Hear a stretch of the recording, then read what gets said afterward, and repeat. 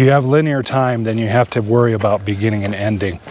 Adept time, you have existed forever and will exist forever. In each moment that you are engaged in, there is no beginning or end.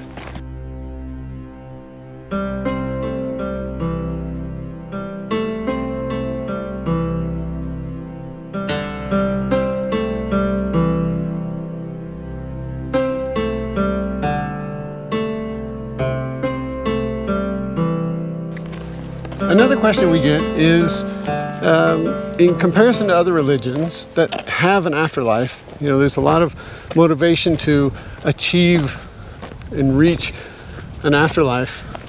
Taoism doesn't have that. How does that work? Well, it also has no punishment or reward. So, which is the essence of afterlife, basically, huh? Well, let's. Or the mechanism. This is supposed to be a short talk.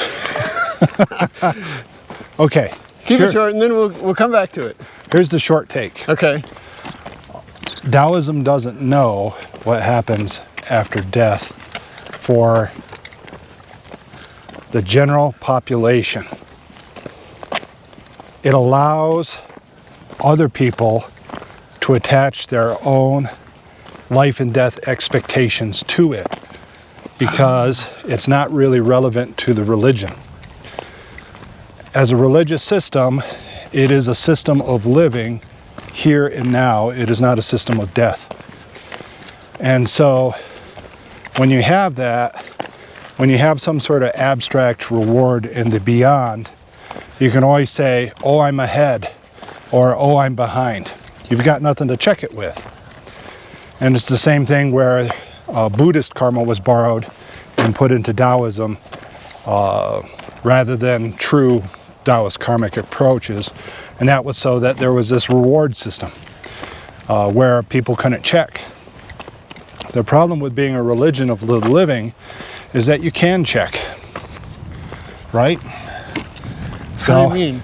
Let's say that you are on the path of happiness. Oh. If you have not achieved the path, then you're not achieving happiness. Then you're missing the mark. You've done something incorrect. Okay. Yeah.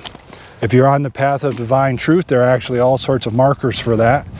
You have either achieved that right here, right now, yeah, and you have the put up and shut up, or shut up, or actually it usually is and shut up. You either have it or you don't have it. Yeah. Right now. If you were fishing, you would either be fishing and getting fish, or fishing and not getting fish. Right now, not in the afterlife. You're not tossing a rod or a lure out there, pulling back an empty hook and going, well, in the afterlife, I got that fish. Yeah, I'll get it later. Yeah. And so that's, in reality, the why of Taoism. Now, if you're asking about whether or not the afterlife exists, what the different alternatives are, that's far past what we can do in a short. So, unless you have a really specific question. Well, your initial answer begs the question. You said most people, or the vast quantity of people, we know something about, we don't know what happens.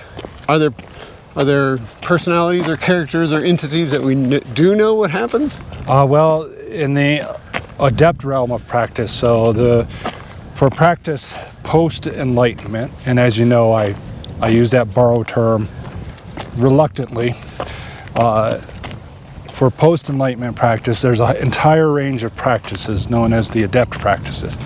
You see, Taoism has built stair steps leading up to that threshold, but where Taoism thrives is after the threshold, as all the practices were really built to be done by people post-enlightenment.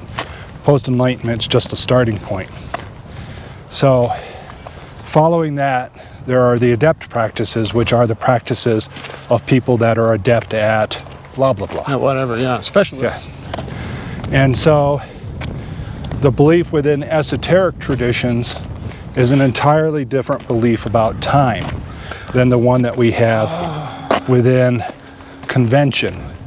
And that is, most people think of time as being linear, and most people think they have that reference of time primarily because of forgetting.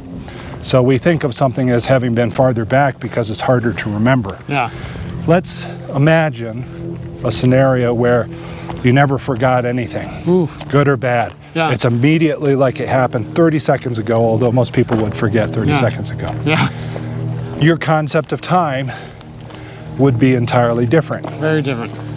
And so what happens is with mind training, the concept of time is changed because memory changes quite dramatically.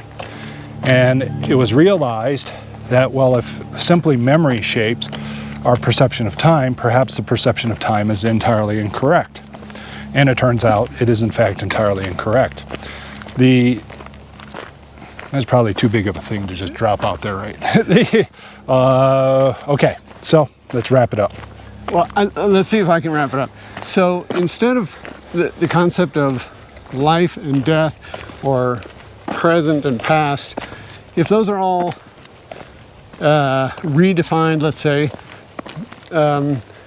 afterlife might just be a different version of, or let's say, defined by time rather than by termination.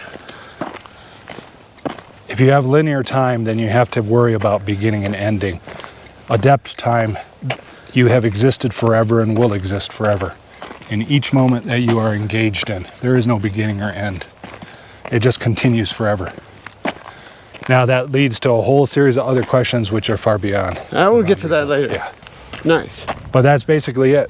So you have to be worried about life and death, or afterlife and after death, if the sequence is limited. So if it's a linear system, and to say that Taoists are ignorant of the value of life or death is incorrect as well, because we did spend about 600 years just trying to establish physical immortality. That's right. But again, not a brief conversation. So. Very good.